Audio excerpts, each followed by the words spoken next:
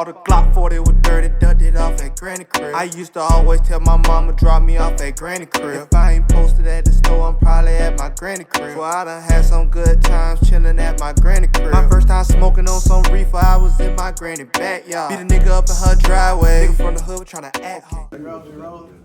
I know exactly what you're about to do. Can we do it, bro? I know exactly what you're about to do. I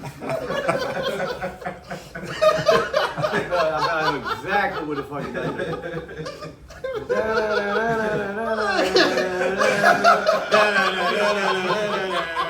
I lying? Neil. Oh, shit. Told you it still happens to this day. We were just talking about this shit. It's just, yesterday. I'm a cliche. Go for it, man. Go for it. I'm a cliche. We kicking it with Lil White and Granny. It ain't cliche. It's not cliche. It's fucking hilarious is what the fuck it is. Me and my wife was just talking about this shit. Oh, I thought you was going straight to Oxycontin. When it all started, baby. Motherfucker still didn't even know I was white at this point. Swear to God. Study the motherfucking album. Oh, you motherfucking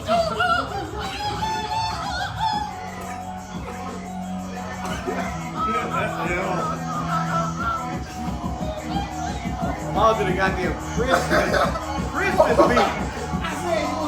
Everybody got on power, they got on steroids, and then went out. I was young, man. I had to. I wrote that when I was 18.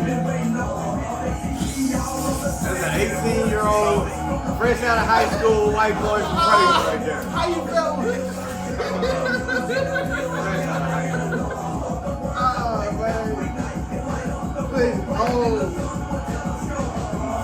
You know how bright the sun would be if you look at it in the telescope?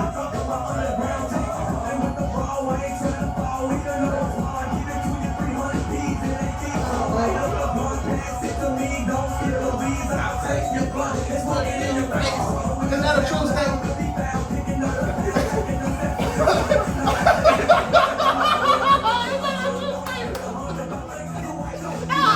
I'm passing.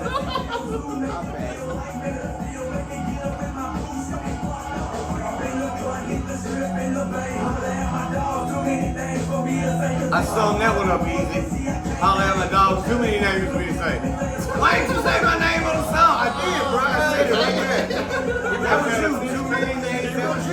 You was in that hole. You was in that hole.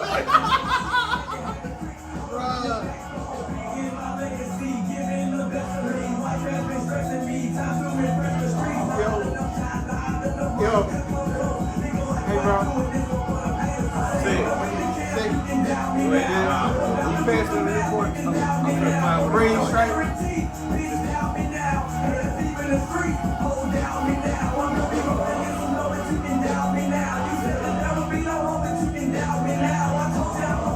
What's that? Backwood? It's backwood. Come on, man. Switch a leaf.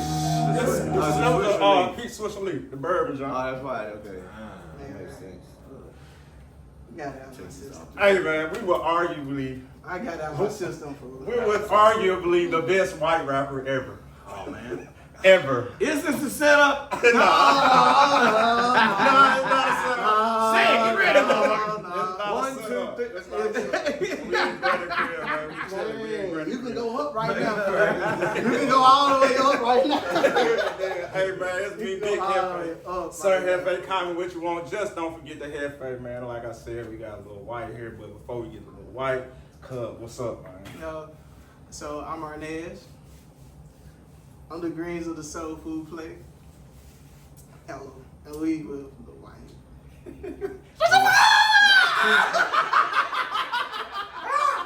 Okay.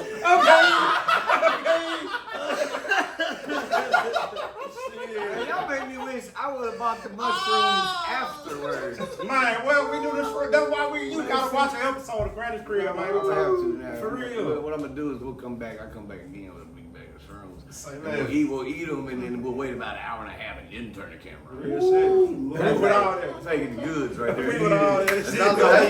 also how people have been canceled, murdered. You know, the shrooms, you talk about too Man, much you talk shit. about everything. That's why shit. I'm Folks on start talking about the Anunnakis coming back for you and shit. There's gonna be some real shit going on with me in the room. We can go there. In Granny Crib, I we was talk just, about everything. I just got done. I've been watching Billy Carlson all day. Hey, before we get there though, Let's do it. What's up? introduce yourself to the people who don't know you. I'm the GOAT. I go by the GOAT. Okay. Greatest of all time. Okay. The name is Lil White. The name is Lil White. Signed with 3 6 Mafia when I was 17 years old. Single-handedly helped create country rap. What it is today. Just the Good Old Boys was the first country rap song. Hands fucking down. Don't care what nobody says. You can't find a whack verse ever. You'll never be able to find one. Ever. And I've got probably 2,000 fucking features I've done. You'll find whack beats on some whack songs for them that I made some money off of. But I still polished a turd and turned that, you know. Sorry to anybody that knows I'm talking to them. We can talk to you. Who you talking about? But they know who I'm talking about, because the motherfuckers, they have that horrible ass beat, send you, but they're like, hey man, I got 4 bands for the verse, and I'm like, well shit, you know what I'm saying? We just gonna have to rock this whack ass beat. That's what we fucking talking about. Tell my homeboy put a couple of chops in there and screw my voice a little bit and make me sound like gold. The rest of the song sucks. He answering your shit already. Yeah. Man. He went down the list. Hey man, it's the elephant in the room real quick. We gotta get it out the way. Alright. Who was your first black best friend? Rest in peace, Mookie. That's funny you said this. I was just thinking about it. He passed away. He died in a motorcycle accident. We were like probably 22, 23. Yeah. But we met when we were like 4 years old on Big Wheels. He lived about, let's see, 1, 2, 3, 4. He lived like 5 or 6 houses down from my house. And I was just driving a big wheel down, and he come out of his driveway in his big wheel, and we actually crashed. Boom! And like, his name was Marquinus, but his mama and everybody called him Mookie. And I couldn't pronounce Marquinus with my white ass. And Mookie, I was just like, somehow I started calling him Marco. I like gave him a nickname because I couldn't say Marquinus, and I'm like 4 or 5 years old. You know what I'm saying? Well, I'm a young. We're on Big Wheels, guys. We're on fucking Big Wheels. So take out your little racial thoughts and get them out your fucking head, all right? But like me and Mookie were tight as fuck. First time I heard some real rap was Mookie stole his brother's tape of Ghetto Boys, Minus Playing Tricks on. That was the first, that's the first gangster rap song I can remember hearing at a very, very young age. It had to have been whenever it came out. What was that, like 91 maybe? Anyway. Yeah, I won in 92. But like me and Mookie stayed tight up till like about we was in high school. And Mookie started running with the gangs and shit. And I was just on some smoking weed and kick. I didn't play sports or nothing like that. Yeah. But for some reason, after being an adult now and knowing how gangs operate, they were really just made him a send out kid. That's what they did. They got him to break into my house. In your house? Yeah, they wanted him to break into his best friend's house and steal a bunch of shit. And it was like, I guess, to get in the gang or whatever, you know. So it was some young shit. He was probably 13 years old. And it was so wild because we had just left the house. My whole family. I've never actually told the story, actually. My whole family, me, my mom, my dad, and my little brother, we just left the house. We was going up to the summer drive-in. And my dad forgot his wallet. So we busted a U-turn in like fucking Hollywood, because we lived in Fraser. Well, while he broke in, my dad went in the house to get his wallet, and he said he noticed the back door was open, and he just stopped. God, I hope his mama don't see this. She knows though, it is what it is.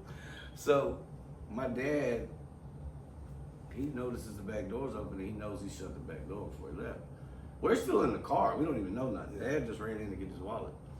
So Dad comes back out to the truck. He grabs his pistol out from her. No, I take it back. He came out the house with a 12 gauge. He came out the house with 12 gauge. He said, y'all stay in the truck. Somebody's in the house. I'm going back in. And we're like, oh shit. So he goes back in. He searches through the house, and you know it's a Fraser house. It's a little bitty ass house. He found it in no time. It was like 8x8 rooms and shit. He gonna find the motherfucker fast. So he was hiding beside my little brother's bed. And my dad, all he saw was a shadow of somebody. And he was like, get up, motherfucker. I know, get the fuck up. You finna get lead, you finna feel some lead. He had a 12 gauge on him. He fucking raised his head up. My dad realized it was him. And he said, man, Mookie done stayed in my house, since we stayed at night. Come down, have breakfast, walk to school in the morning. This is my right hand. You know what I'm saying? Like, this is my boy. Your pops feel. And my pops looked at him like, son, what the fuck is this? I mean, like him and my dad and his dad was cool. You know what I'm saying? And at this point, my mom ran over to the neighbor's house and she didn't call the police because we didn't even know who it was in the house. So my dad comes out basically with this motherfucker by his neck. You know what I'm saying? He comes out with this motherfucker by his neck.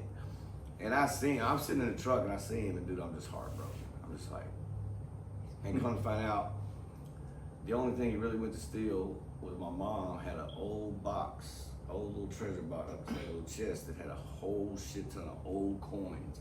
And some of them were worth some big money. My mama never knew how much money they were worth. She just always had that, some of these are, these will be worth $1 million when you're 35, that type of shit. You know what I'm talking about.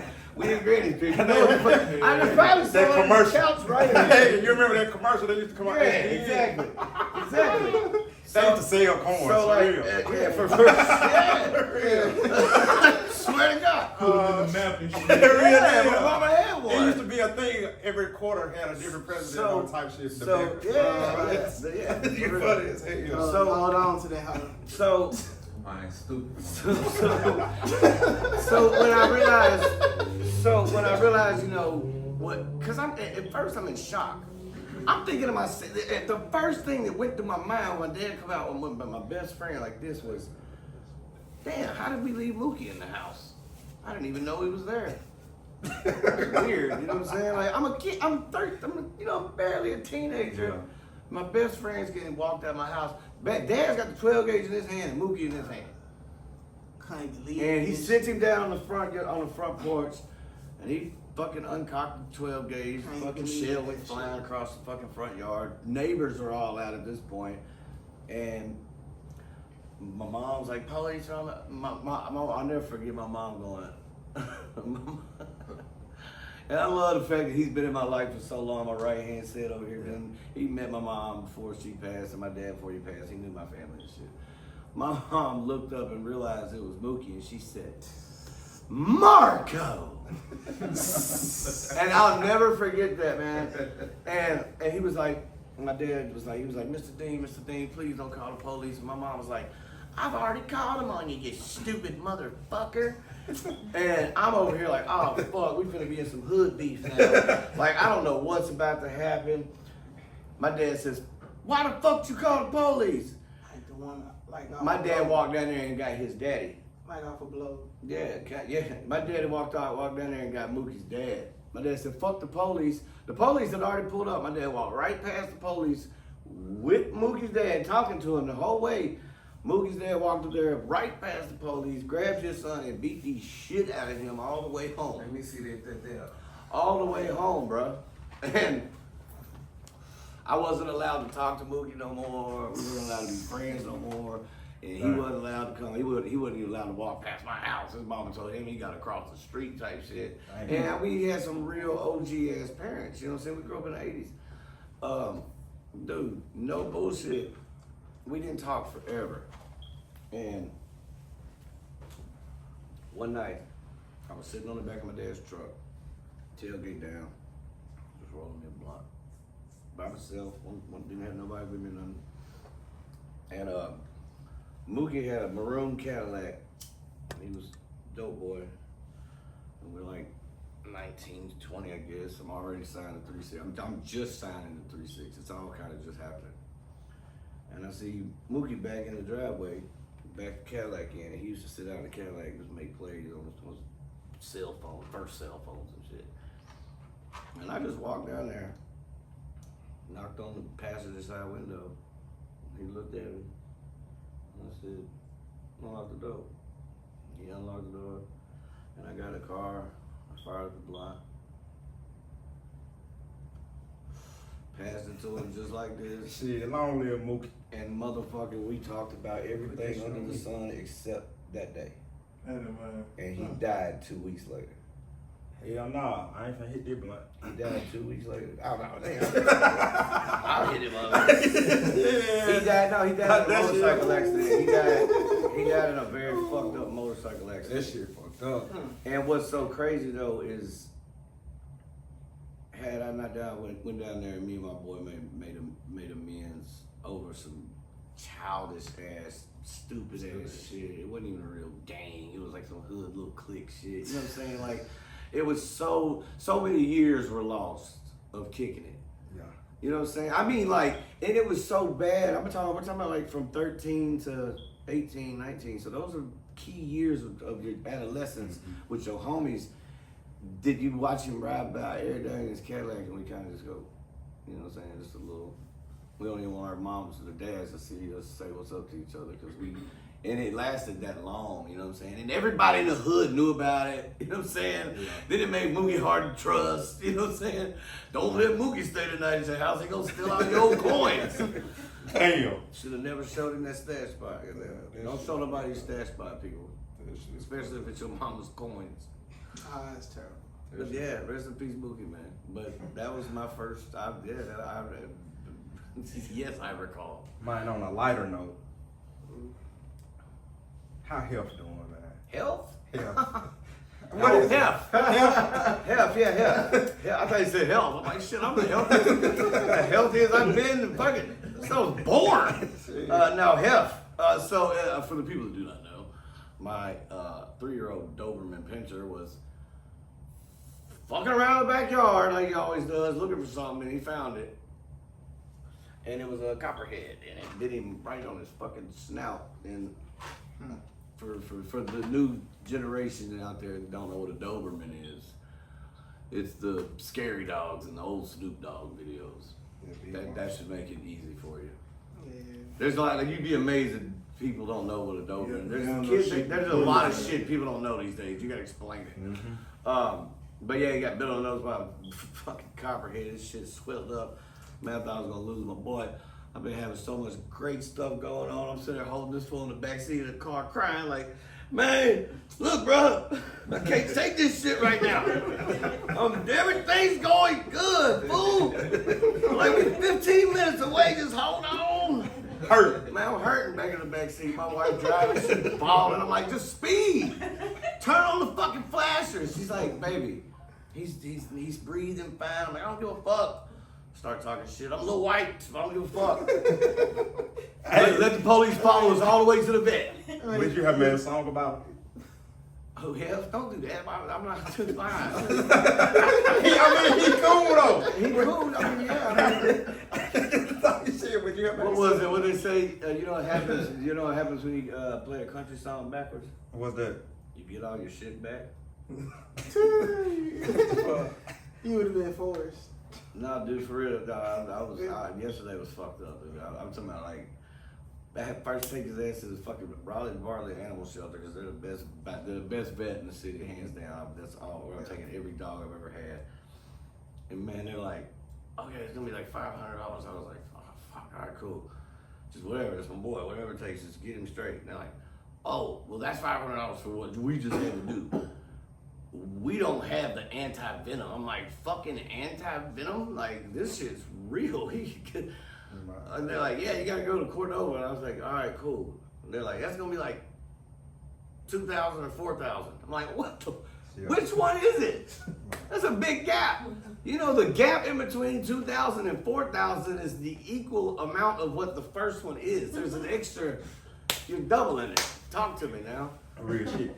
Anyway, let's get to the old. He's good though. He got. I know, head that's to good. him and shit. I appreciate you asking though. It was good looking out. Real deal. Folks love they dog. Yeah, man, I love that motherfucker. Hey, though, man. Let's get to the nitty gritty. All right. The old school shit. Okay. Hypnotize my eyes. Like, what was that like? What's it still like? Like, still like, but like that time, early what, 2000? Dude, so You outsold your Gotti. So what? You outsold your Gotti. No, I didn't. No, not I did. I did in the beginning. I did in the beginning. I did in the beginning. I'm gonna say that. I'm gonna keep it 100. Boy, killing it. He killing it. This shit I was talking about on the phone. You know what I'm talking about? Shout out to Gotti. Gotti killing shit right now. No, we ain't talking about shit like that. No, but I think I did outselling on my first album. Like I really We did. great. I We really just did. talking now. And even the shit on Wikipedia is fake. It's up by like 400,000. So I really did some shit. But Country Black crazy. fucking goddamn it. What the Country fuck? Black crazy. Ain't it? It's for how many times you and Country Black fought? Me and Crunchy? Yeah. Never. Y'all ain't never fought. It's black and white, baby. We like yin and yang. Hell no, that's my brother. Damn. Man, look, let me tell you, man, when I first got down, you was asking me what it was like in the early days. Yeah. Yeah. I got down while they were, when I signed, it was right in the middle of them making the Headbusters album. Mm-hmm. So like soon as I meet all of 3-6, which was mind blowing to me, because let's rewind real quick about speaking shit into existence and Yeah. the law of attraction and shit like that. Manifesting, Yeah. right? So when I was about 14 or 15 years old, Endo G album came out. Endo G dropped the snippet CD that had the wanna be what was if I die, remember me ballin'. It was that job. I forgot the name. Yeah, I can't remember the name of the album. But no, you thinking no, you high. You thinking you know, 20 years later. Oh, not that one. Not that No, one. Endo G. It was like Endo G. I can kind of hear it. He said, if I die, remember me ballin', and if I die, mama, don't you cry, just remember me, yeah, ballin'. So, on the back of that album, on the back of that little CD cover, it was just a little cardboard slit. It had the Hypnotized Minds medallion. It was a picture of Paul's iced out medallion. And back then, I used to be real big into like model cars and shit. I was like real badass with like painting them and doing cool ass shit with them. I'm like actually like really artistic on a bunch of levels. And I took a razor blade and I perfectly cut out the Hypnotized Minds logo. And I taped it to the center of my mirror. And around my mirror, I had all these CD covers and shit from just Swisher wrappers from certain blunts we smoked under a bridge that was really cool one day. Shit like that, you know, like this stupid shit you have when you're a teenager. And every morning before I walked out the house, I looked at that Hypnotized Minds logo. And I don't know why I did it, but something just drew me. It hypnotized me right on in. And my dad was always a big Dale Earnhardt fan, so threes were always around my house. My birthday's October 6th, so 6 has always been a big number around my house. So 3-6 has been in my house way before I met Marlon Juicy. So even back when I first got to an age when I learned about the devil and 666 and all that bullshit, I was like, so that shit don't bother nobody. They're like, oh, it's supposed to bother you. I'm like, well, it don't bother me. And I came to find out later on in life the reason why it didn't bother me is because 6 is a positive and a negative. It's the only number that can be divided by a positive or negative. Yeah. So like meeting 3-6 at such a young age, after looking at that logo, when I walked in the door the first time, Paul spun around in a fucking executive chair like Dr. Evil. And he spun around, and when he did that charm, spun, and I looked directly at that charm that I'd been looking at on my mirror for years. And it was looking at me right in the face. I said, God damn, that was wild. And like, you know, but yeah, Crunchy in the beginning though, Paul basically was like, Crunch, you gonna help this little white motherfucker figured out. you gonna help him out. When we on the road, watch the white boy. He's an investment at this point. Mm-hmm. Keep your eyes on the white boy. Crunchy was like my personal security everywhere I went for like years, like this. Yeah. That's why he knew your numbers. He had that job where he was dissing everybody on YouTube. Like when you had to go back to the library and shit. So,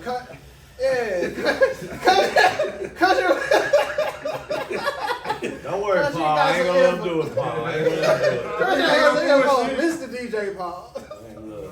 We love Paul. Mr. DJ. Look, man. All I'm gonna say. Can you recognize a Paul beat from a Me? From a Juicy beat? Can I? Yeah. Or can anyone else? Can you? Any day of the week. And it's fucking weird because they basically use damn near all the same sounds throughout the years. Yeah. But usually I can tell. That's usually just Paul's beats are always got a little bit of scary, you know. Yeah. Paul's always got, because Paul grew up playing the organ, you know, so Paul's got that, when you hear them organs and shit, that's a Paul beat. So you hear them hi-hats rolling or something, and you might be seeing some clapping over there, some booty cheeks twerking. That's juicy all day. It's juicy. Shit show that juicy. Yeah, for real. That's juicy all day. Made of stone. That album was jamming. I missed that. That was a good ass album. What was that? Who produced that song? Juicy produced every song on that one. Oh. When they do their solo projects, they produce the whole thing. That's how But when we actually recorded albums though, like Paul would like record or make beats Monday, Wednesday, Friday. Juicy would be Tuesday, Thursday, Saturday. Sunday we'd all kick it, and then like whenever it was time to record, we would record like that too. Like if I was recording an album, I'd be there Monday, Wednesday, Friday with Paul. Tuesday, Thursday, Saturday was with Juice. Yeah. And then at the end of when whenever we get all the songs done, we go through them together as a whole. And it was actually a very cool, deep ass process they used to go through. Real shit. How did shit go? They used to they literally would fucking like once the album was done, they had probably like a 20 or 30 people listening party at the studio. Mm-hmm. Okay, so who was in the studio for this though? At the studio. So who was in the studio for this? Cause bro, we've been waiting on that hoe. The cash and checks. When they gonna come out with that bitch? We've been waiting on that hoe. Like, bruh, ain't no lie to us, fool. Hey, we cash and checks, fool. They ain't came out with that junk yet. Hold on, man. Hold on. They ain't came out with that hoe yet, fool. Hold on. Hey, man, lied to us. Hold on, man. Just gave us one. We so fucking. Listen, I'm gonna tell you. Hey, hold on. Hey. Dumb. Hey. Hold on, motherfuckers. Listen, just because I'm part of the crew don't mean I ain't get lied to. All right. Now hold on. Let me tell you how accurate this question is. Now, God, I hope we don't cut. I hope I don't get roasted for saying this. Gonna be alright to your grandcareer. I said, there's so much this. I just texted. This was yesterday. Hey. Yesterday, 4:18 p.m. I said, there's so much life of 3-6 Mafia left. We still needed cash and checks, fool. I texted to Paul at 4:18. Listen. He said, this is what I said. We done had a whole stepdaddy together. Listen, we done had a whole stepdaddy I said together. 6 tracks from you. I said 6 tracks from you, 6 tracks from Juicy. Me, Pat, and Chad will rap on all of them. I said, what's up? Oh man. I didn't get no response for a minute, but you know what I'm saying? But that's how funny it is. I still feel like I'm holding cash and checks too. Bro. That shit was on the outro of fucking Gangsta Black Can It Be. Come on. That's the first time they mentioned it. That was the first time it was mentioned, was on the Gangsta Black Can It Be outro. In this bitch. And that was fucking, that was 96? Was it 96 or 97? What year was that? Can It Be? Somewhere in there. That nigga was hitting that whole day.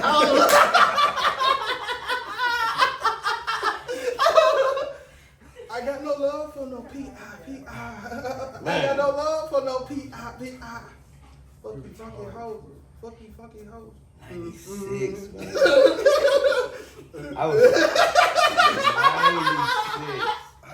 They had to make a front This up. man silly. They had to make retarded, it. man. I was making sure it wasn't retarded. I see now.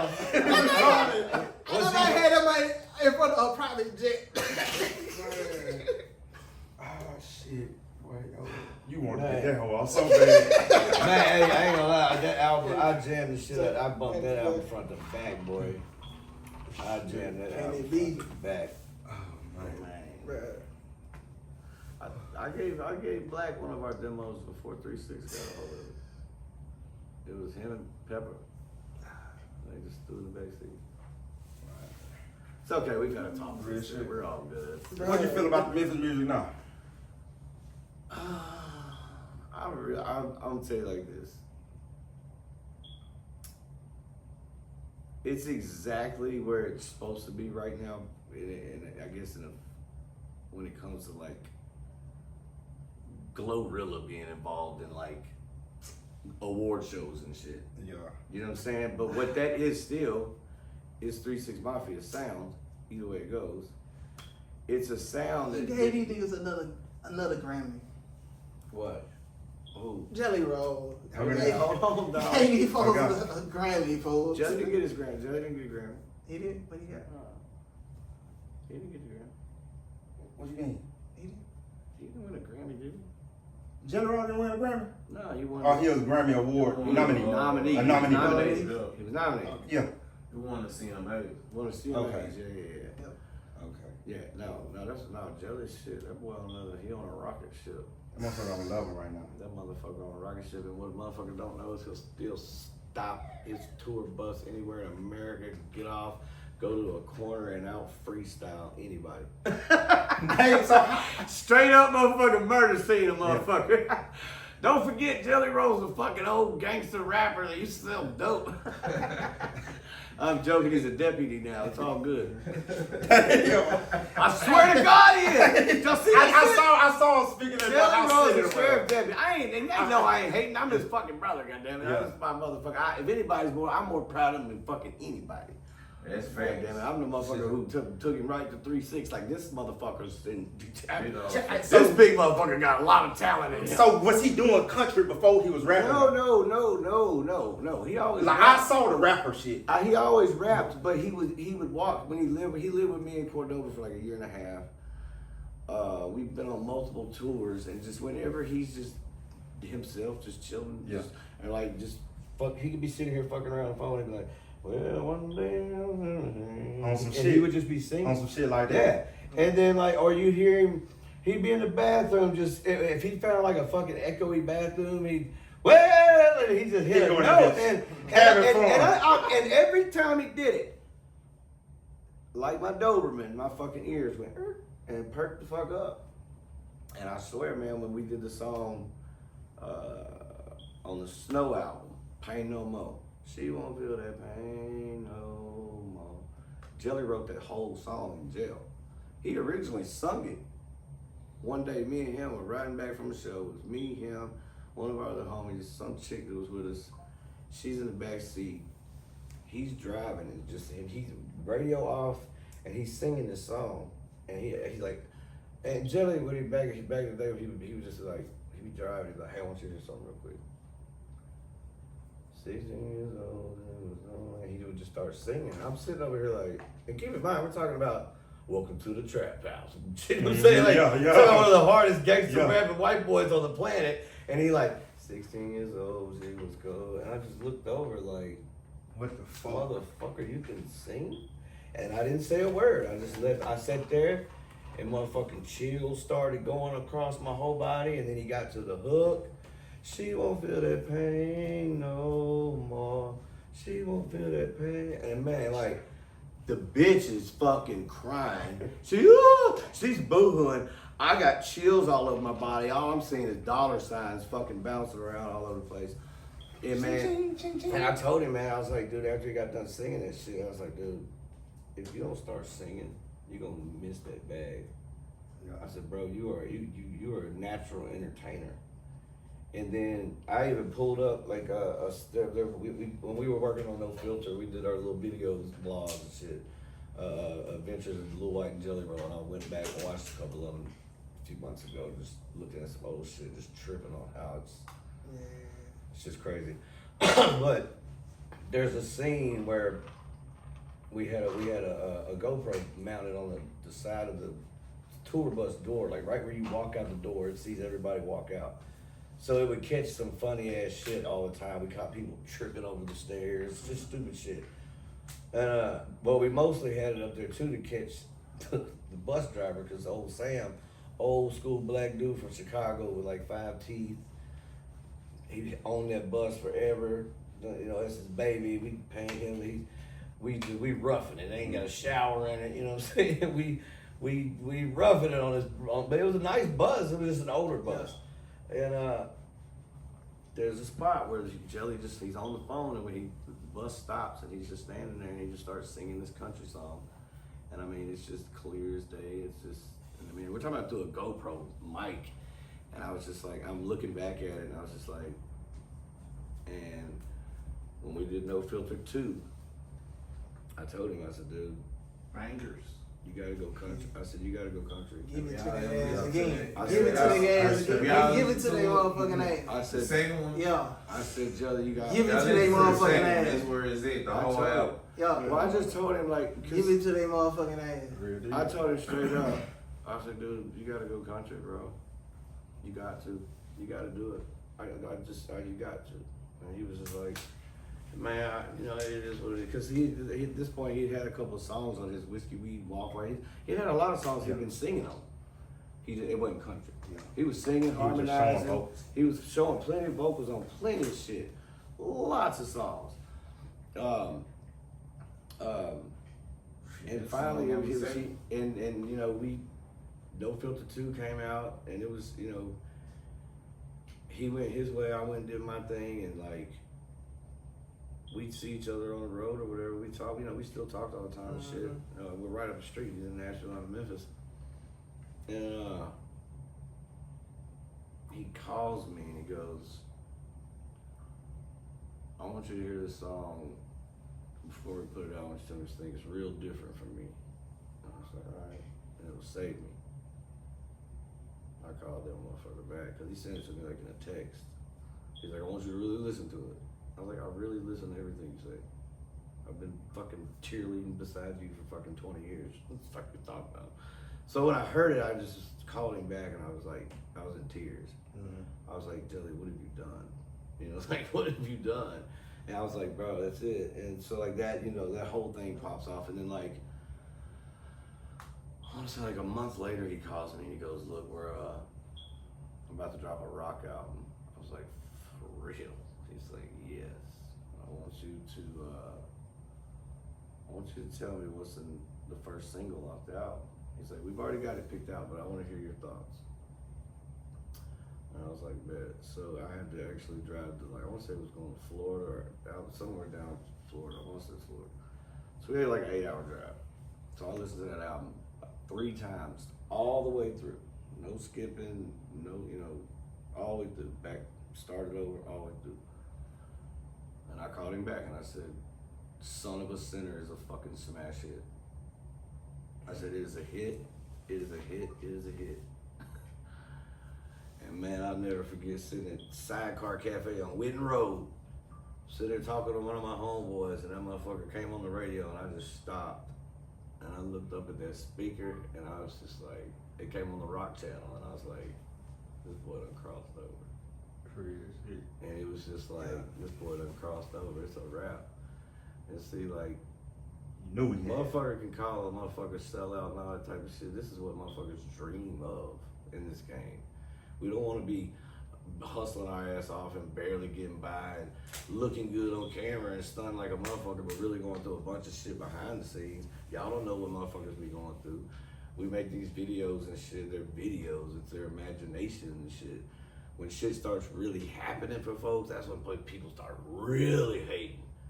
This motherfucker's out here fucking in NASCAR races. Gentlemen, start your engine. Jelly is everywhere, okay? Jelly had a motherfucking Super Bowl commercial for Uber Eats with fucking Jennifer Aniston in it. What? Like, and I'm the believer here. You gotta look from my eyes now. Think about what I just said about my brother and how much respect I have for this man. How much I knew he was gonna be the man. The fact that he's became like, I'm good. Appreciate it. dude, this whole fucking WWE commercial. Did you see the WWE commercial?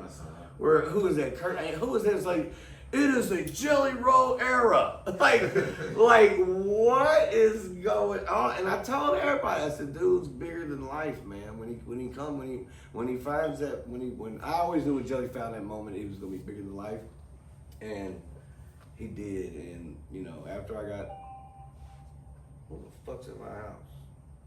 Oh, kids in the garage. Ready to go on one. Hmm? You ready to go on one? No, I wasn't gonna be able to stick my dog on him. I know that. That motherfucker's so doped up. He was like Lil White in 07. Man. Fuck you. You knew Lil White was high as fucking 07.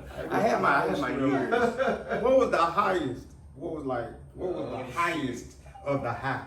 I mean, When you knew, oh, I can't smoke. I'm fucked up. What was Take a it? break, cause I sure want to smoke. Shit, we can. Shit. You know, you said, what are we talking? Hold on now. Now you gotta think. I'll gladly say this because I'm a year sober right now, so I'll say this gladly. There's levels to this shit. So you talking about cocaine, you talking about alcohol, you talking about weed, you talking about pills, you talking about acid, you talking about mushrooms, you talking about Molly, you talking about ecstasy. We can go through each one. Only thing I've never done, I've never smoked no crack. I accidentally did crystal meth because some motherfuckers were in the hood putting in the capsules telling everybody it was Molly. Anyway, You got to and heroin. The only time I've ever done heroin is if it was in an X pill. Y'all remember them brown junks? Them junks was good in the motherfucker, wasn't it? So Okay. is hydro the best weed? Was like it had its period where it was like the best weed. Well, no, hydro's a type of weed, a way of growing. Yeah. Hydro's just In the growing water. with constant water. Yeah, that's all it But is. that's like the best weed. I mean, it's the best way to grow your weed because you get the most out of it the fastest. Okay. And constantly having nutrients pumping through it. Our generation was great. Oh no, this generation. Oh well, yeah, our generation is when we were younger. But now technically our generation is still great because we're the adults that are running shit now. It's fucked up a little bit. It is, but I mean, That shit kind of scary. You think about it. oh, it's fucking Yeah, terrifying. it's scary out here, man. Well, What's that? Well, it's scary out here, man. Man, I'll tell you something I told him on the way here. I told him straight up, I said, man, you know what's going on in Memphis? I said, what's up with these young motherfuckers between the ages of like 18 and 25? For almost three whole years, them badass kids were stuck in the house playing Grand Theft Auto. Yeah, I forgot about that. Mm-hmm, everybody did. I forgot about that. Until you look on the news and it looks like you're watching fucking Grand Theft Auto. I'm not lying, y'all. When I first Look, seen and it, I'm not one of I was on. I'm not a conspiracy theorist. I'm a conspiracy believer. Okay, I'm one of the motherfuckers. Like, I can see changes in my own children when they play certain games for too long. You know what I'm saying? Like, I can tell, especially the online games and shit where they cussing out some other little kid. I'm like, bro, I can hear you, bro. You 11 years old. I'm sorry, he turned 12. He turned 12, what, yesterday, 2 days Happy ago. birthday. Happy birthday, Brandon. Dude, my oldest daughter turned 23 the day before that. Happy birthday. Happy birthday again. But nah, man, like, I'm good on that thing though. Yeah, I'm a paper plane. But now, like, going back to there's levels to high. There really is. The most fucked up I've ever been was the night I took an Oxycontin 80, and I was only 19 years old, and I took it, just thought it was gonna be like, ooh, I'm finna take a Lortab. No, motherfucker, you're finna take 40 Lortabs. Because that's damn near what the equivalent of an Oxycontin 80 would have been to my little tiny ass at 120 pounds when I was, 19 years old. Because I basically overdosed. Because you can overdose and not die. Your body is overdosing is just your body rejecting shit. So yeah, I like that. That night I know I was fucked up. Now okay, that was a dumb question. I know the answer to this.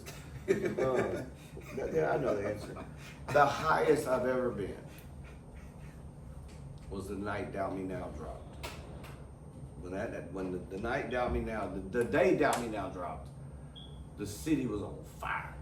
I'll never forget it. That shit was bumping everywhere. No promotion. No promo. No promo. That album dropped. No promotion. Every red light, every neighborhood, you drive downtown. And that's when your shit really had to be bumping. No promotion. You really had to be bumping. It was banging, bro. And I think too what happened was when folks and I've heard this from different cities. I've heard people say like when they heard 3 6 Mafia had a white boy, they didn't even think twice. They didn't even think twice. The boy finna be hard as hell. Like 3 6 Mafia's got a white guy? Oh my God, did they get the Antichrist or something? Right. Like no. Even I'm from Fraser. Even Master P. Even Master P didn't know what to do with the white boy. What I'm saying? I think it was Tebow, man. I think it was I'm being dead serious. Bro, I be in arguments, bro. I say Lil White slick, you know what I'm saying? He slick. The best, like, you gotta him? Nah, we ain't even bumping that man for real. At all. Lil White. No, this is what it was, man. I grew up on gangster rap. I grew up on Ghetto Boys and NWA and 3 6 Mafia. I grew up on a lot of Memphis rap, like local Memphis rap. Play a Posse. I grew up on SMG and fucking Project Players. I love the Project Players so much back in the day. Criminal Man doing it. Criminal Man doing it on Tubi, ain't it? Criminal Man doing it on Tubi, nigga. Criminal Man doing it on Tubi, bro. Y'all had this dude checked out. You like this his whole life? His whole life, bro. Just stop, fool. It's funny as fuck. This nigga is the GOAT, bro. Either that or he's needed medicine for a long time, bro. That nigga brain They misdiagnosed this motherfucker a long time ago. But brain goes beyond. What see. brain go beyond for He killing it on Tubi though. This might jump from one topic to the next. I'm trying to get through it. This boy needs some goddamn. I should have told my wife, give me some Adderall before. Man. Oh, man. When you're excited, it's hard to keep up, bro. No, I love it. Excited. I love the energy. I love it. Real. I love it.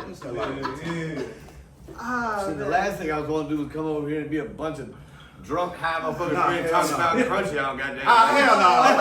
We just had to get the shit out the way, man. Nah, We just had to get the shit that's out where the the way. info came from. You better know it. You better know it. 100,000 out the door. We just had to get the shit out the way, man. I already expected it. I already knew. Hey. I already knew. Oh, man. I'm put it like this. I figured it like this. If y'all was black, it was gonna be some crunchy questions. If y'all was white, it was gonna be some jelly roll questions. I knew it was gonna be. We gave you a little bit of both. I know. But that's because y'all are real fans. You kept up with the fucking movement that I had in a long time. Like, I've been doing this shit for a while.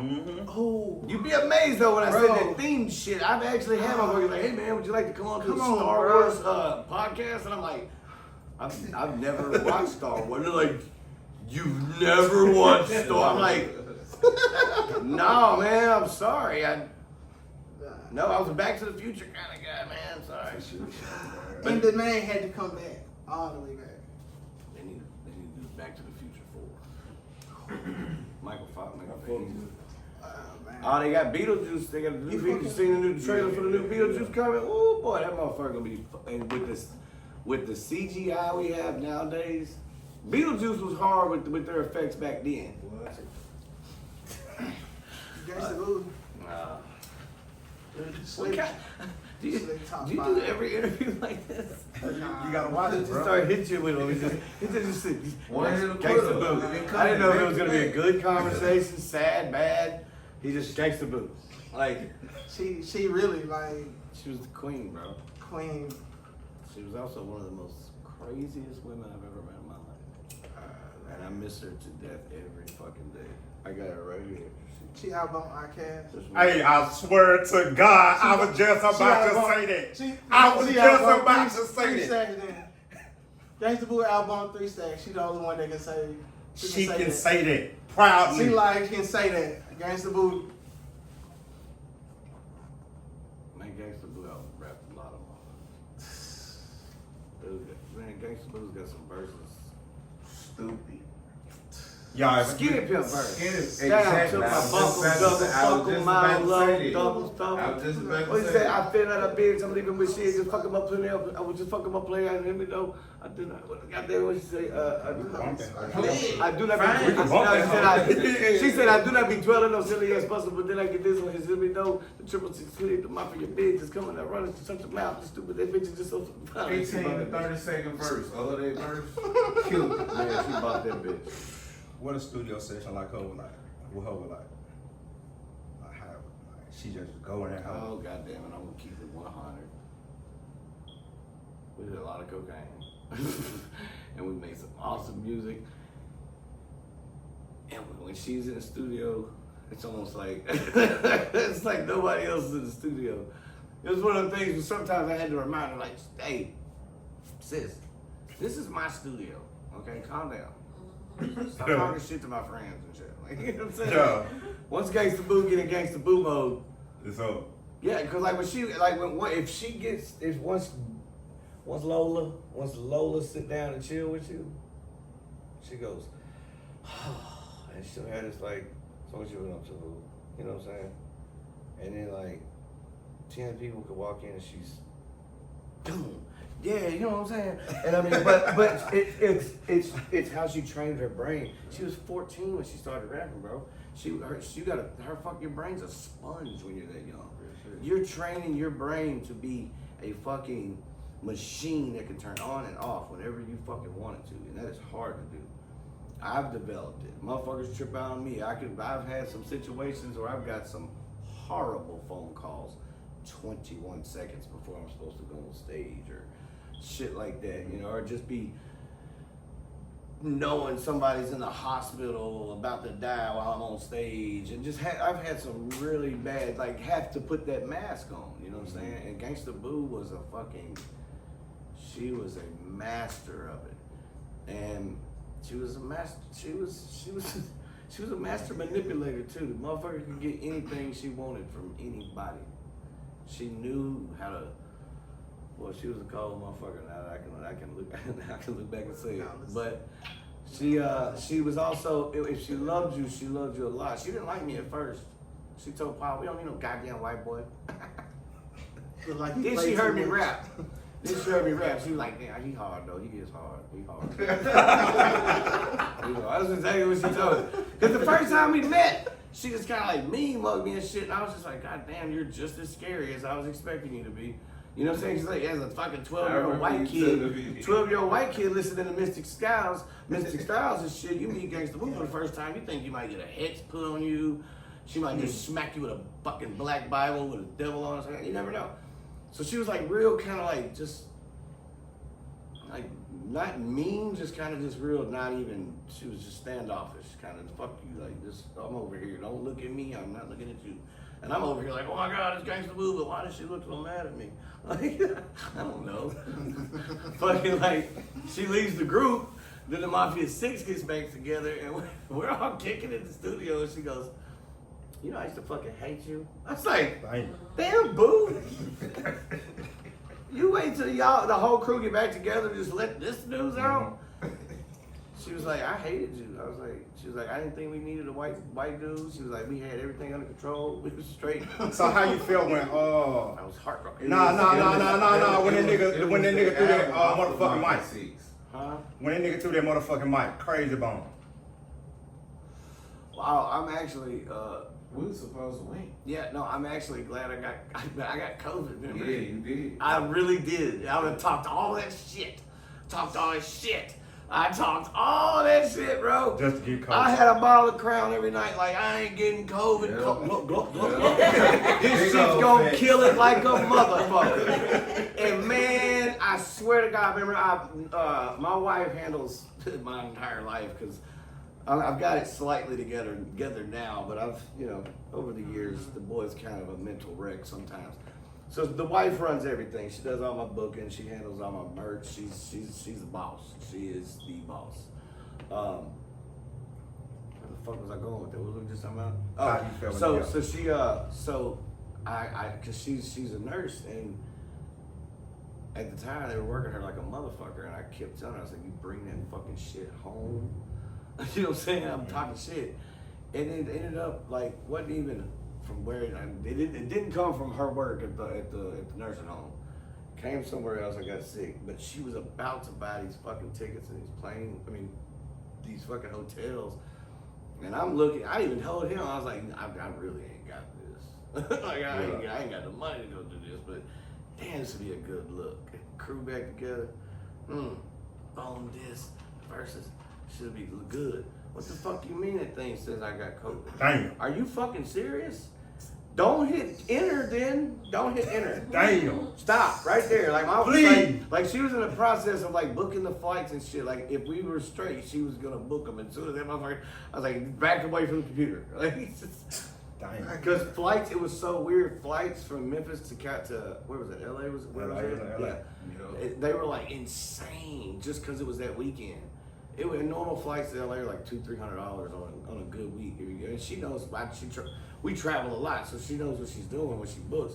She was like, I don't know why, but these flights are $2,300. I'm like, $2,300? We could drive there for that shit. We could buy a fucking used car, drive there, sell it, and just live in California for that.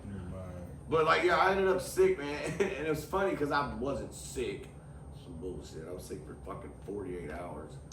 Anyway, I think I was sick just long enough to not be there because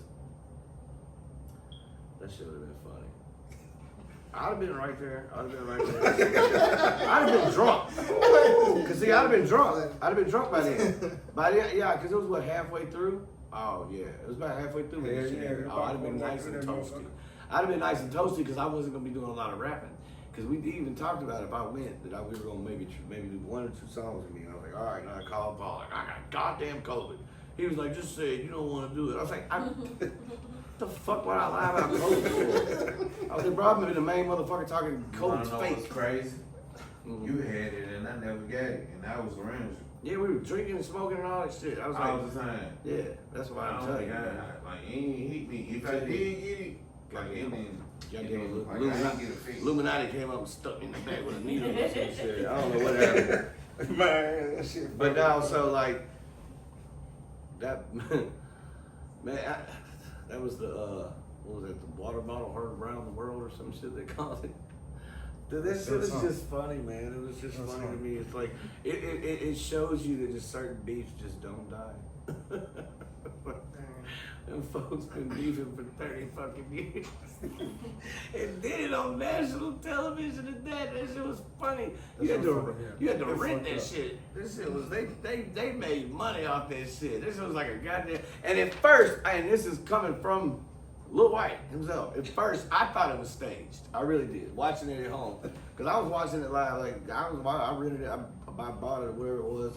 What was it, on Amazon or Prime, Hulu? What was I said? It was on some shit. Triller. It was on Triller. Sure was. You just reminded me, I gotta delete that fucking app. Shit. I'm out. That's the only reason I downloaded it. But no, it's funny because I thought it was staged for a second. But then I saw a computer and the way he fucking ran into that crowd. ran across the stage, and I'm looking at everybody, and I know everybody personally. So I'm looking at their body movements and their, you know what I'm saying, like people reaching for guns and shit, like, you know. And I'm looking, and I'm like, oh shit, Paul's eyebrows are like this. I paused it. I'm like, oh shit, Paul's, yeah, he's pissed. Paul's pissed. Juicy looks mad as a motherfucker. Gangsta Boo there. And then you see Computer, and he's just like, he looks like a fucking, like a running back, like, where the way I paused the TV, like, raw. I'm like, this motherfucker looks like he's gonna kill everybody. And then sure enough, he just runs into the crowd. I was like, that wasn't staged, guys. And then sure enough, what was it? An hour after the fucking shit call went off, I'm calling Paul like, hey, what the fuck was that? He was like, man. I was like, dude, I'm so glad I didn't fucking come. Paul said, what did he say? He said, goddamn, what did he say? He said something, man, we'd have made you talk to the police. Throw a joke in there, motherfucker. Yeah, throw a white boy joke in there. Throw a motherfucker, put a joke in there, motherfucker. It ain't serious. Shout out, Paul. Yeah. Shout out to the king, man. Mr. DJ Paul. I'm gonna start calling, I mean, you might as well start calling him the Pharaoh of Memphis. He's been the king so long. I mean, a Pharaoh. I'm gonna tell you this shit. And he's been there since day one. He was the first I watched one. the old, I actually He was the first one that said it. I watched the old interview he did for like 2008. Not old, but 2008. It was a weird. It was an interview. He was talking about a bunch of shit, but it was really relevant right now. It was weird. I looked at the date. I was like, what the fuck? Because I've always joked and said, What was the date? Was it 2006 6 in it? No. I've always joked and said Juicy J and Paul had, well, me, Crunchy, and Lord used to, God, man, I miss Lord so much. Me, Crunchy, and Lord used to joke about DJ Paul and Juicy having crystal balls that they could see us wherever we went. like the Wicked Witch of the West, when she could see the Wizard of Oz, you know what I'm talking about? She could see the little girl walking. You know what I'm talking about? I see you, my pretty Man. So we always joked about that, right? And then I go to Paul's house, like one of his houses a while back when we were doing Hollywood. And you go to his house in Beverly Hills, and he's got this like a black mannequin hand holding a crystal ball on the center of his fucking coffee table. I'm like, is that thing real? Tired of the motherfucker with no light. So, It's a good week. that's a good week. It's a good week, man. You ever beat Tell him about the wife out. you ever beat that Zelda game on Nintendo? You ever beat Zelda? Yeah. You ain't never beat that hoe? I didn't. You played that hoe? I never really liked Zelda. My little brother played Zelda. Yeah. Yeah, I had a game genie. I beat anything I want. I noticed I never really played Zelda. What the I ain't fool. Hey man, you funny as a I ain't learned how to beat that hoe till I met some white friends. They knew some codes you didn't know or some shit. They did, bro. See, that's fucked up because I lived in the hood. But he knew how to That's fucked he knew up. how to beat it though. So I was asking his ass. I didn't have a lot of white friends in the early days of my life, so that's kind of fucked up because I didn't never beat the game either, and I didn't have white friends till I got older, I guess. Bruh. There was a few white boys in the hood that I fucked with still this day. Now, who the fuck you been riding these trucks with? Oh, they're my goddamn boy!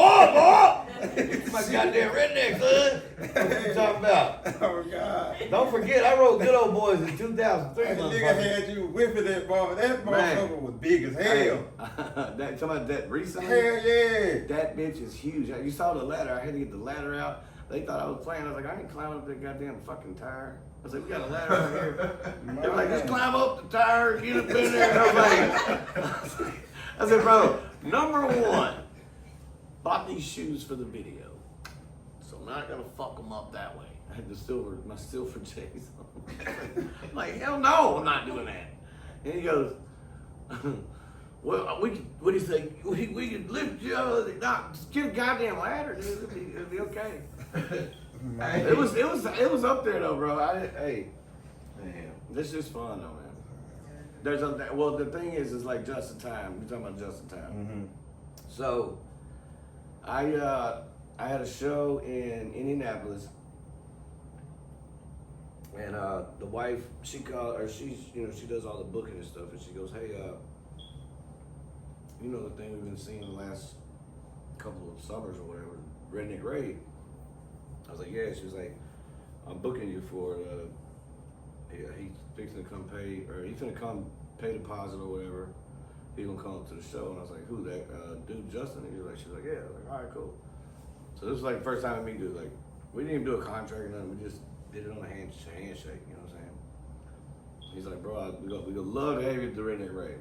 So we get to the Redneck Rave first night. Let me tell you this. My drummer, keyboardist, and no, it was just my drummer and my keyboardist. My drummer and my keyboardist is black.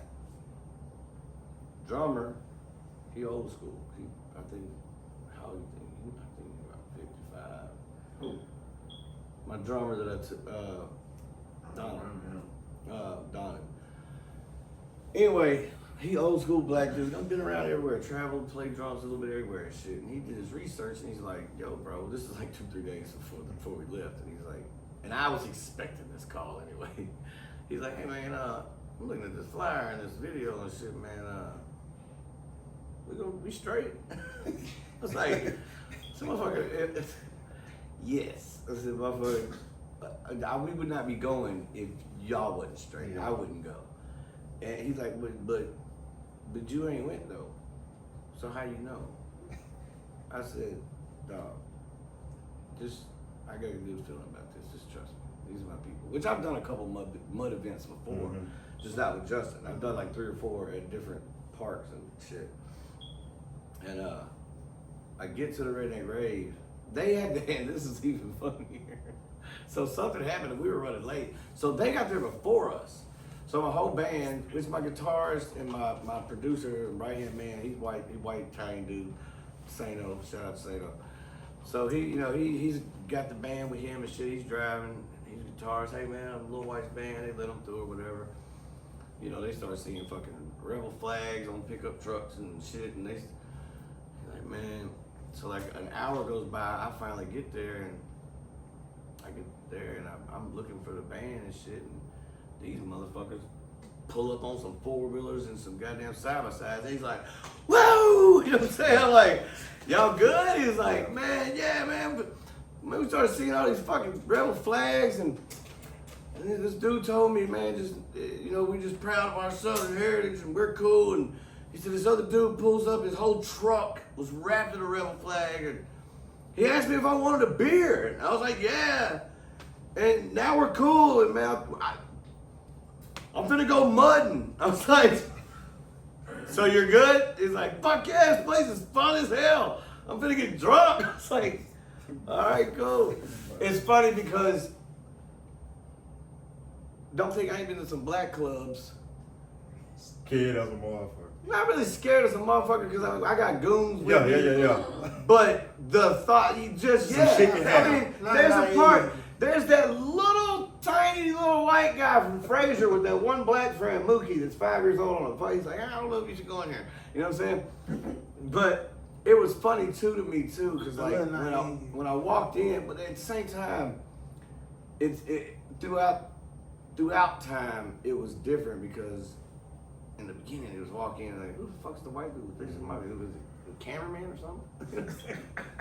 But then, like after the time goes through, you walk in and it's all black club. And it's like dropping a fucking Sharpie, like a highlighter in a box of Sharpies, you know what I'm saying? Like, he's right there. And all eyes are on you. But then it's like, oh, what's up, whites in the house? And for some reason, I don't know why. When I do black clubs, there's always a guy that just thinks I got like 100 pills for sale. That's every time. And you know what? He reminds me of the redneck white guy that wants to give me some moonshine he's been drinking on all day. They're like the same. It's just, wow. Just a different host. Dude, I just had a fucking breakthrough. Don't be naive. Man, Do not be that naive. I had a breakthrough, man. That was good, man. Those guys are the same people. That's weird. Just like there's always a person at all my shows, dude. I can be like on the second song, somebody's like, play Oxycontin! Like, bro, I'm on stage 4 minutes, man. And I usually love it because he's usually drunk. And so we rock a whole 30, 45 minute set, and we always do Oxycontin last, and I go, where the fuck was you at when you heard this for the first time? And I'm like, and I stopped the music and I asked you. My bad. Yeah, I got a goat for a reason.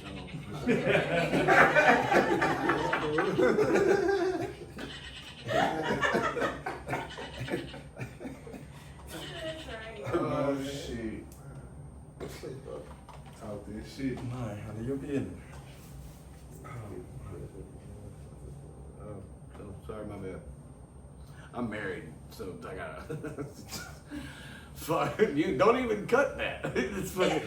Now, let me explain something to you youngins, okay? When you really happy and you really got that one you want, you love, and that motherfucker goes, bah, and that's the goat ringtone. Well, I mean, my ringtone's goat anyway. Her ringtone's actually a Ferrari because she's Italian, but you know what I'm saying? Yeah.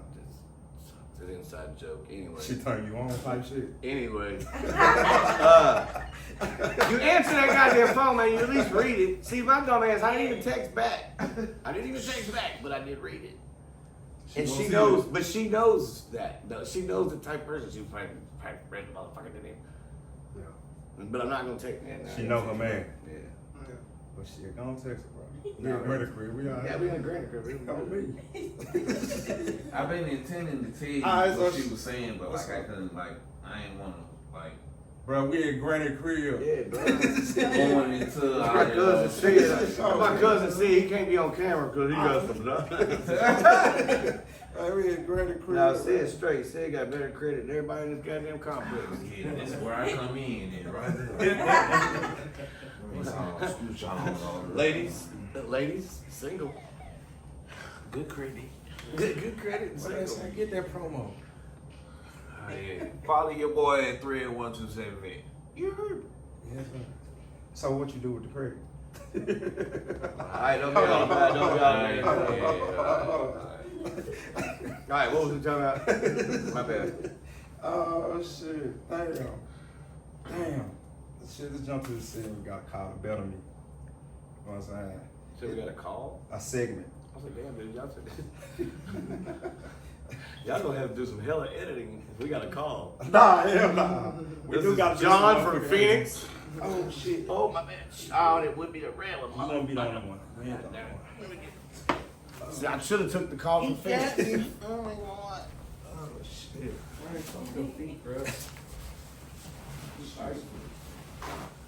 What was it? I fucking Red Bull and I fucking forgot what was over there. Huh? Nigga gotta get that up before Granny can see this shit. Right, Granny gonna Put some club soda on. Nigga say this shit. Nigga say, who that little white boy knocked that shit over? Goddamn white boy, he knocked the goddamn drink over. Like, it ain't already fucked up. Look, on some real shit, that's why I kind of didn't super freak out. Shit was fucked. Was it like when Wayne kicked his cup over? Oh no! What did he say? Oh my god! What did he say? Oh my god, that was so bad. No, what did he say? How did he say? Oh my god, that was so bad. You ever got a whooping by Granny? Hell yeah! With a switch, I had to go. I used to get whoopings. This nigga talking about he ain't never got a whooping from Granny. That was a favorite. No, let me tell you what happened. The snitch. Granny being crazy. That's an absolute He don't remember the meetings. Yeah. Never. I get where you coming from. Nah. Trauma. He pushed that shit deep down. In rehab, they teach you about letting that shit out. You know He what I'm pushed that shit deep down. beat his ass and silly. Shit. Beat him silly. Hey, goofy ass. Hey, you talking about the rehab though? Shit, so this go about to like the better me. Oh, by the way, you beat your sober shirt on Shit, WhiteHouse.com. fucking You know what I'm saying? We said I rehab. I'm dead. Good shit. But yeah, rehab. Nah, shit, nah. We got a segment on here called Better Me. So shit, what song you been through in your life that probably made that you went through like, damn, I wish I could have did another way, or I could have handled that another way. Ooh, oh God. Damn, I feel like I'm back in rehab. This is one of them questions that counselors are asking. Look like they have a camera and a fucking ring light on it. Blasting through the world. Let's see. I'm not gonna lie, man. It's gonna sound corny and cliche, man, but I wish I. It's hard. I'm trying to figure out how I need to say this. Take your time. Shit. I wish I would have manned up and took care of my alcohol problem before I did. I waited way too fucking long, and I waited for a DUI to scare me into getting sober. Mm-hmm. Which is God, like a fucking act of God. It's like a real fucking like divine intervention. Cause like I was one of the people, I had no intentions of quitting drinking, but I've never smoked a joint and cussed my wife out. I've never smoked a joint and roasted my kids for not taking the garbage out. Like, you know what I'm saying? Mm-hmm. I can have a few shots. I mean, hey, motherfucker, take the goddamn trash out. I told you, dumbass 10 times. Like, that's verbal abuse, and it's very traumatizing, apparently. Well, I thought it was normal. That's how I was raised. Real shit. Real shit. But we're finding out as we get adults that our parents fucked us up mentally, all kind of shit. They were good parents. I ain't Good saying parent, they they were just bad didn't know. parents. No parent does. Real shit. You don't know until you've had like 3, and then you really hate them. And then you By still 3 don't or know. 4, you're like, I hate you, motherfuckers. I don't know. It's like, like I got 2 girls and my wife got 2 boys, and we're like, we talked like in the beginning. I was like, when we first started dating, I was like, hey, you got kids? She's like, I got 2 boys. I was like, okay. Well, like, the youngest, like 2 and 5. I was like, okay. I got 2 girls, and at the time they're older, so I think they're like 9 and 11 or something like that at the time. And she goes, "Yeah, if you'd had 3 kids, I couldn't have fucked with you." And I was like, I was about to say the same thing. I was like, but together we had 4. I was like, but if we had 5, it would work. She's like, I totally agree. She's like, my tubes are tied. I was like, what? Man, The togetherness is there. The even more fucked up The part. togetherness is there. This is like I always call her my unicorn because like dude like and I'll say this on here. I was super faithful to my baby mama. Who's fucking pregnant right now. That's so funny to me. God, 20 years later, you're pregnant. Hey, you a picture baby dad for me. Hey man, no, hold on. For one, no, I'll never talk. I ain't talking bad about it. Nah. I said it's funny. It's humor in it. It's humor in it. Ain't all You this know what shit I'm for saying? Hey real. man, karma's a bitch. It's humor in all this shit for But real. no, I mean, like I've had custody of my youngest daughter since she was 3. My oldest daughter since she was 3. My youngest daughter moved in with me when she was like 13, 14, because her mom was, we'll just say she was partying out, a little too hard.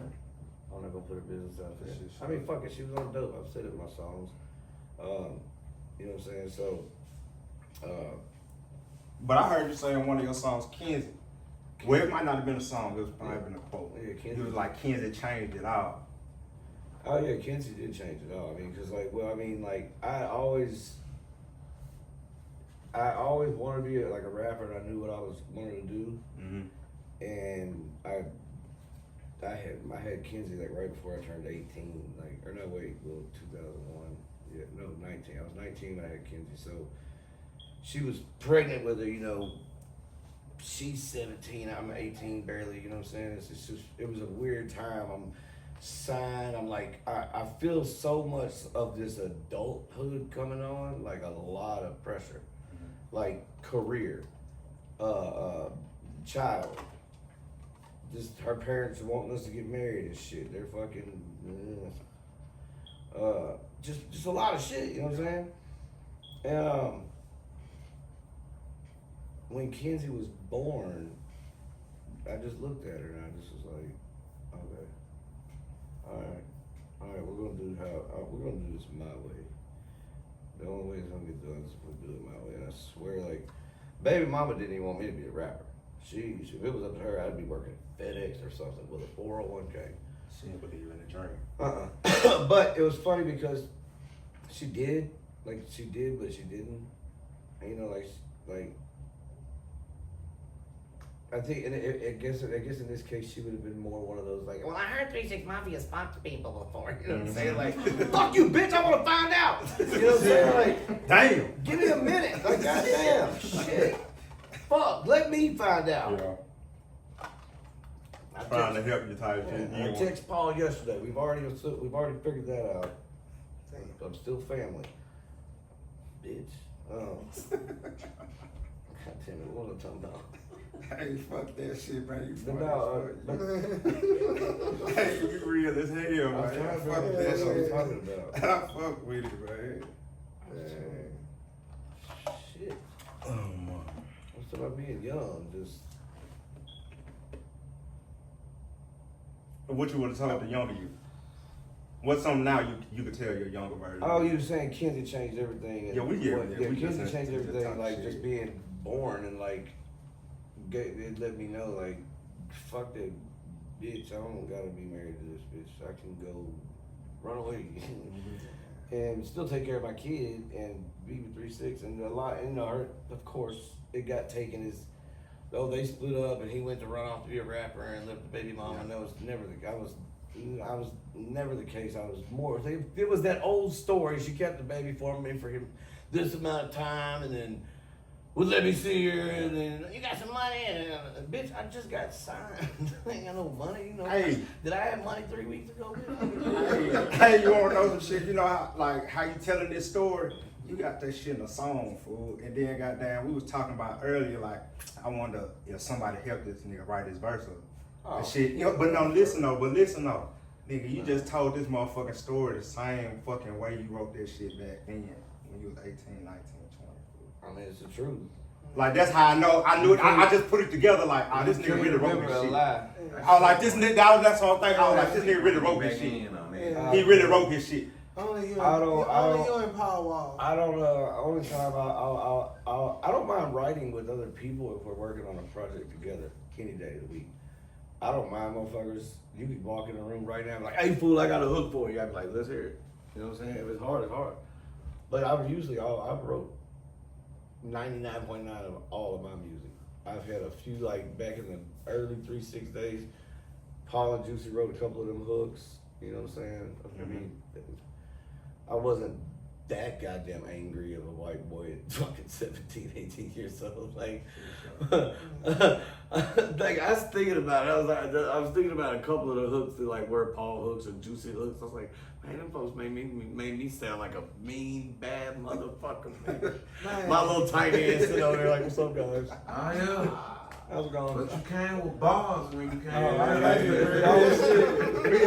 But see, I'm a writer though, you know, like, and that was the thing. And and Paul liked that. Like, I would tell him, I'm like, he was like, look, how fast you can write a verse? I was like, I don't know.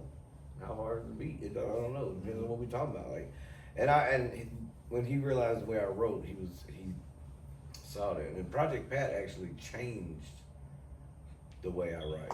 That's my heart. That's my goal. Project Pat changed the way I write because I used to take really long writing verses because I was like, I've got Paul and Juicy fucking with a microscope looking down on these verses like they're like my gods in this music shit, and I'm like, I'm a baby. I'm sitting there like trying to get these boys these hardest verses I can possibly put out of my body. So did you feel like fucking like that Project Pat joint You felt like both of them joints could have been slick to Mount Rushmore? Like if Memphis rap, just like the part of, you know, the greatest like songs in Memphis ever. You feel like Get It Green and goddamn Mr. Don't Play. You know what I'm saying? Both of them should be on the Mount Rushmore. They could. One could make an argument. Get It Green. All right, I'm gonna always say Get It Green because I mean Mr. Don't Play hard as fuck too. Tell him, fool. But Tell him, fool. Tell him, fool. I'm gonna tell you why it's Get It Green for me, personally. Mm-hmm. The album cover. No. Like, damn. No.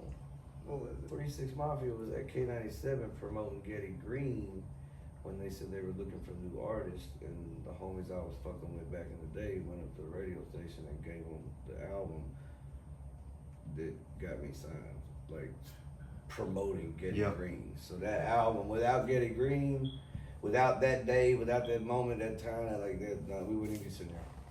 So Get It Green, and again, I mean, I'm not talking about lyrics, bars, songs. I'm talking about just like overall impact. Get It Green was a motherfucking boy. You talking about impact, Mr. Don't Play increase the murder rate. It did.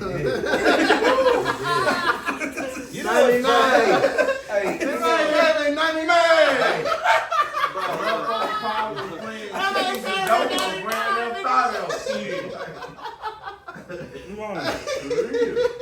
So I've had like, there's been nights when like I'd be drunk. Just back when I was drinking and shit, I'd be drunk as shit. I'd be like really fucked up on something. It happened a lot, mostly with cocaine or alcohol. And I would sit there and think. Water going through my head. I'd sit there and think. I'd be like, man, Dang. Memphis is a dangerous ass city. And then I think about all the music that we've given them. You know? and I'd be like talking to Paul or Juicy, and I'd be like, do you ever think that maybe Nah, I'm just trying not to be calm. life would be different without Hypnotize Mind's music? Man. He said, of course it would. And it's like, it's like, cause it's every generation has that band or artist that does something to the everything, the universe. Like, you had Beatles, you had, everybody's had that artist. You had, when NWA came out, changed the world. Like, you know what I mean? Like, you had Uncle Luke and NWA were out at the same time period, getting those fucking parental advisory stickers put on. Heads. Yeah, I got you you, know what I'm saying? bro. I got you over the Beastie Boys. That's a hell of a compliment. That really is.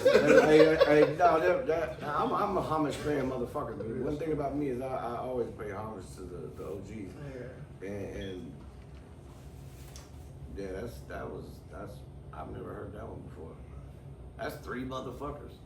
Well, rest in peace, but two alive. But We know what you're talking about. I've never heard nobody I put you over all three Beastie Boys. Like, okay then, I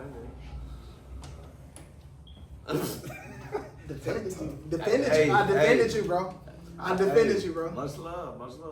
Shit. I made to say I defended you over. he puts me over all three of the Beastie Boys. I defended you over Eminem. I defended you over Eminem. Man, lyrically, this is what I'm gonna say. This is what a lot of people have to understand. 3 6 Mafia went looking for a white boy because Dr. Dre had one. Hey, that's facts. So when Eminem Hey, came you out, say. 3 6 Mafia knew there had to be a white guy in Memphis. And hold on, at the same time, You finna tell them. At the same time, I don't even know this, but for years, there was a little white kid, you know, they don't know this, but there was a white kid running around Memphis, 12, 13, 14, 15, 16, 17 years old, with a fucking Hypnotized Mind's medallion taped to my mirror. Yeah. So like, Paul straight up told Juicy, he was like, man, there's gotta be a hard ass white boy in Memphis. And it was just a conversation they had one day. Well, when they were looking for the artists on the radio, when they were on the radio station pumping the Project Pet album, they were like, look, anybody see us out in the streets, y'all give us y'all's demos, man. We're looking for new artists. They never said they were looking for white or black. They weren't. They were looking for new artists in general. Paul's the one who came back years later, and he was like, I was looking for a white boy. And he was like, I was. He was like, and it was actually 4 of us, the SFC. It was originally 4 of us in a group that had the demo.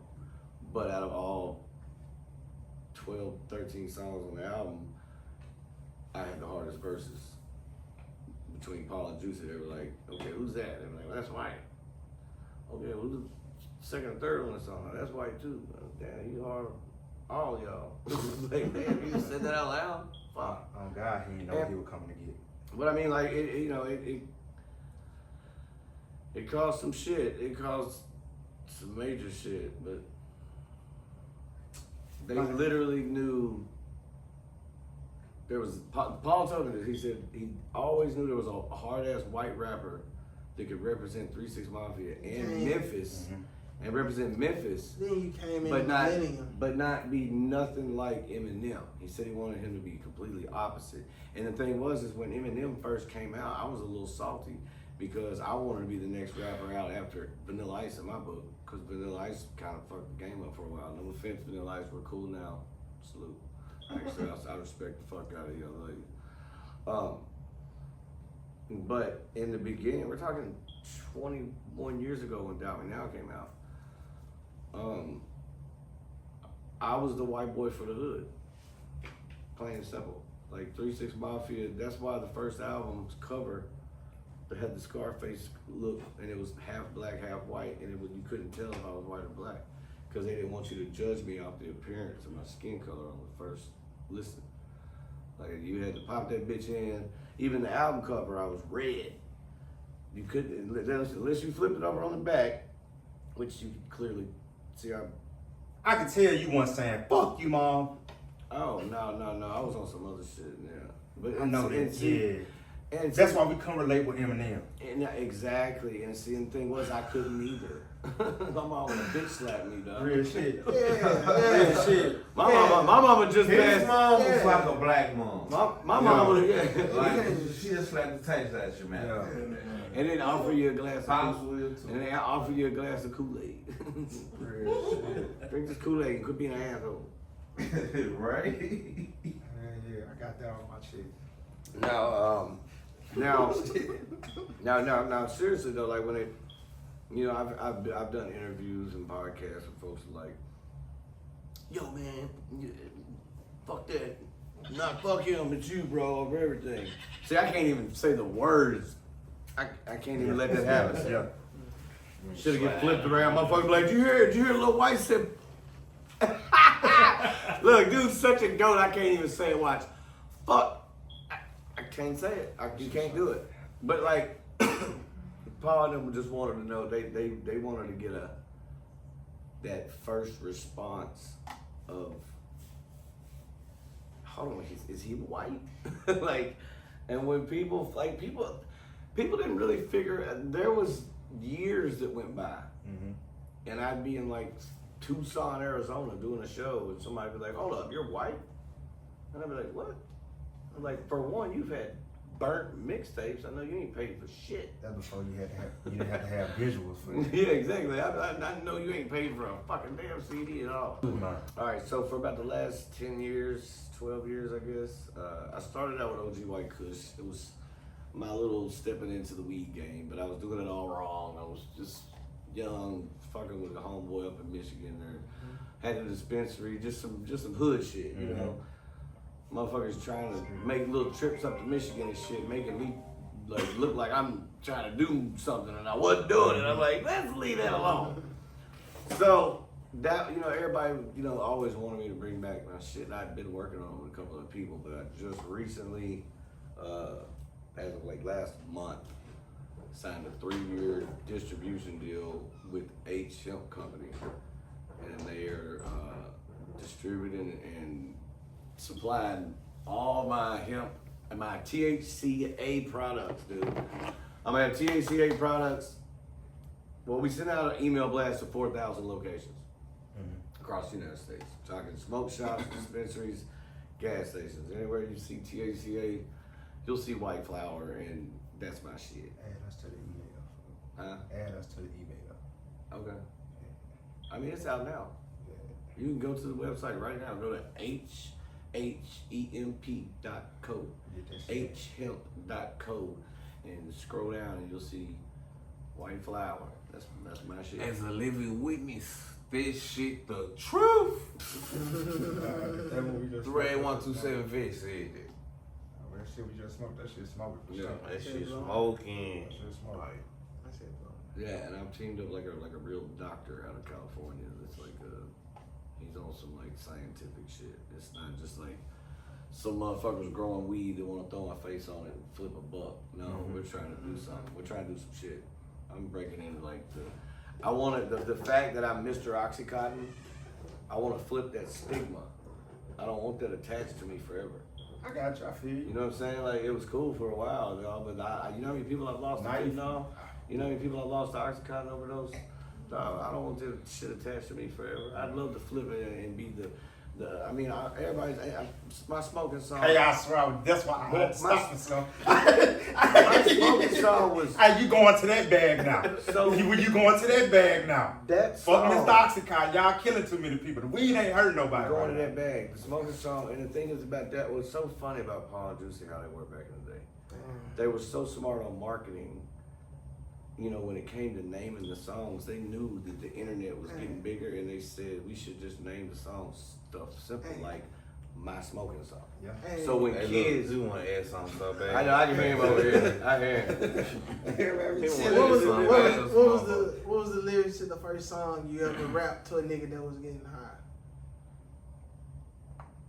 I don't remember that. I was high. You was high How when could you I started remember? rapping. When I started rapping. Like you would like when you. I mean, I started out freestyling. I started out freestyling. Yeah. When another nigga was getting high, you was just rapping to them niggas, and niggas said like, "Damn fool, you made me want to get high." What? On some shit like you was just rapping with your homies and shit while y'all was smoking. And that's what made you want to start rapping? Yeah. Nah, I started rapping, but I actually wanted So to you start like you ain't never rapping, bump out no smoke session.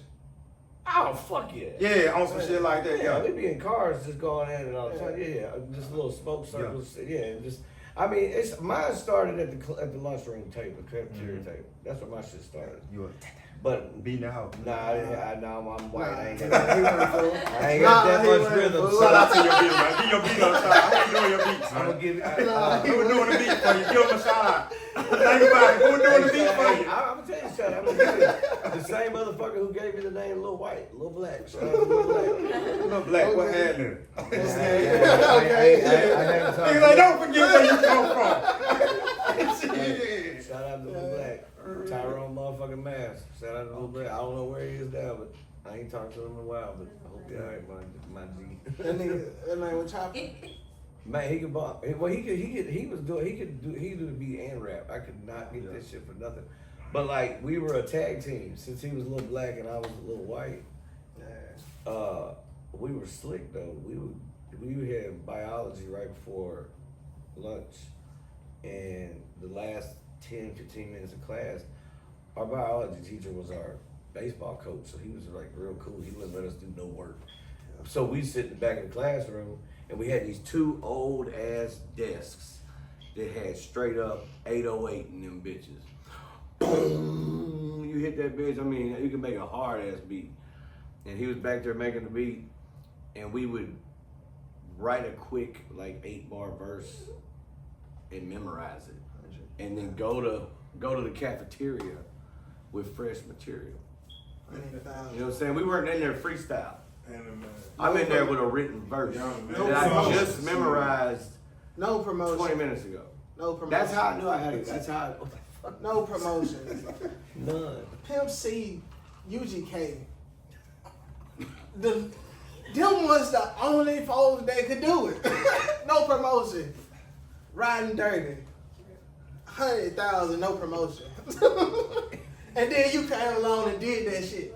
And then you said, and then country black, fool. And then Country Black came and said, yeah, certified, 100,000. I just shared that joint on Facebook. That's when all niggas had to come up to the goddamn library to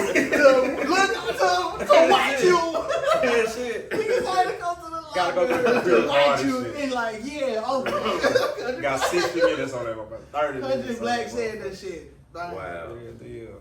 Damn, what the fuck is I mean, announce that shit.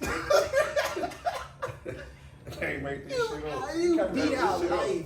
You beat out life, shit my up. dude. You beat out life. Yeah, This man right here fine as a I motherfucker. had to give it to you, bro. I said, oh, you had to, we had to do this, cause it's like, to be honest, like, I'm cool with not seeing you on a squeaky beat if you got one. I've been on a squeaky beat. But you know, I've been on a couple of squeaky beats. I asked that nigga that MJ shit. He said, nah. Yeah. He said, nah. He said, you I can't said- go to the other side like that. Who the fuck said that? That nigga. I can't go where? Say it. What? I said I can't I go want to know where?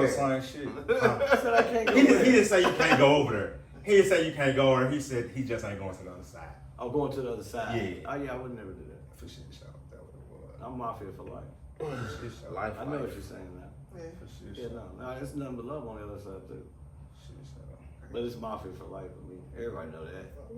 That Everybody ain't know questionable. that. They Me say, too. Everybody, Gang. everybody know they. I know what they be saying. That's Power Boy. Yeah, show the fuck out. Nah, That shit bitch ain't slap their ass questionable. over some DJ Pump too. But not right now because I'm on probation, so I don't want no smoke right now. Yeah, I know. Okay, I'm on probation until like February. But I'm sober, goddammit, so leave me alone. He can't do shit, but I'ma do it. Nah, I'm just playing. Nah, we don't do no violence at Granny Crib. No. No violence. We ain't preach the peace at Granny I Crib. know we I'm agree. just This I can see you This on. my crazy ass I'm cousin. just playing. My crazy ass cousin from down the street. I can see you on one, bro, but like, them ain't had you like turn. Yeah, he had you turn like. Oh no, I love I can see you on one. I've been on a squeaky beat. On fucking me and MJG. Fucking what song is it? What's the name of the song? Man, you tuned in to the movie. Bump out. Come on I out. had tuned to in watch to the this movie. shit. Coming out hard. You know what I'm saying? I Y'all had watched really it. tuned I had in. watched it. Y'all on the rush. Oh, what's What's it? happening? Yeah, kind of, yeah. Oh shit, we was just chilling out shit. Oh, okay. Hey man. You good. I I really just looked at appreciate what you time it coming. was. Oh, we appreciate My you. wife like, you coming to eat? What's that? Nah, we got you.